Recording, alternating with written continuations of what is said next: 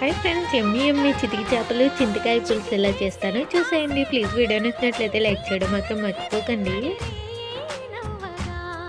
తడి చేసే తేనె పెదవులివి రస పదవులివి తుడి చేస్తా ముద్దుగా పలకని మాట పదారు వన్నెల మాట పరువపు బాట కులుకుల కులాస తోట పెళ్ళాడుకుంటే లైలా మజ్ను గాథే లేదులే